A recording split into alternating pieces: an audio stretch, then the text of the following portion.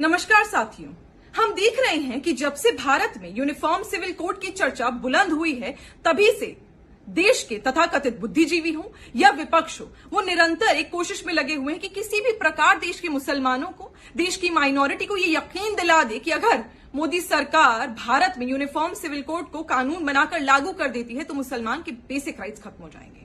अब जरा basic rights के बारे में बात कर लेते हैं और विपक्ष इन बातों का जवाब जरूर दे कि जब आप बेसिक राइट्स के बारे में बात करते हैं तो ये बताइए कि जहां एक हिंदू बेटी को पता है कि वो शादी के बाद सुरक्षित है क्योंकि उसका पति उसे तलाक दिए बगैर दूसरी शादी नहीं कर सकता, और अगर दूसरी शादी करता है तो वो कानूनी अपराध है, उसे 10 साल की सजा मिलेगी। वहीं एक मुसलमान बेटी जिंदगी भर डर में जीती है क्योंकि उसे पता है अगर छोटी सी भी गलती हो गई ना तो उसका शौहर दूसरी शादी कर लेगा, दूसरी के बाद तीसरी कर लेगा, तीसरी के बाद चौथी शादी कर लेगा, लेकिन वो कानूनी अपराध नहीं होगा।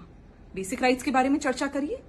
अब बताइए, दूसरा सवाल मेरा ये है, जहां एक हिंदू बेटी की लीगल शादी की उम्र 18 वर्ष है, वहीं एक मुसलमान बच्ची को 15 साल में आप शादी के बंधन में बांध सकते हैं, यानी आप उसकी शिक्षा नहीं कराएंगे, उसे शादी में बांध देंगे। वो आप लीगल मानते हैं, मुस्लिम पर्सनल लॉ उसे लीगल मानता है। ये कहां का इंसाफ है?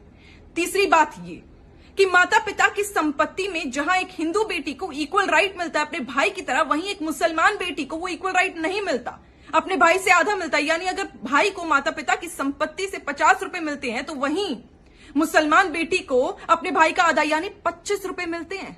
ये तो बेसिक राइट्स यहां खत्म हो रहे हैं ना।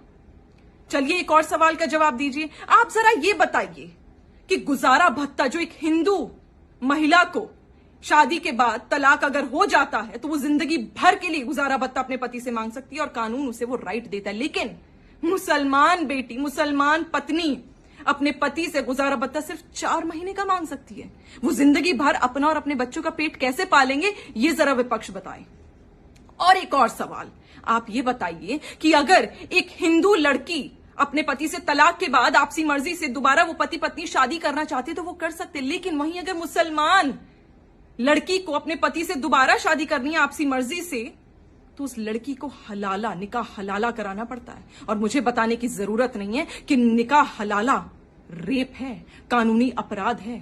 इन बेसिक राइट्स से मुसलमान लड़कियों को, मुसलमान महिलाओं को वंचित रखा है कांग्रेस पार्टी ने। आज सवाल यह है कि जब मोदी सरकार महिला सशक्तिकरण कर रही है, महिलाओं को आगे बढ़ा रही है, मुसलमानों को उनके हक दिला रही है, तो विपक्ष को यूसीसी पे रोना क्यों आ रहा है? जवाब दीजिए।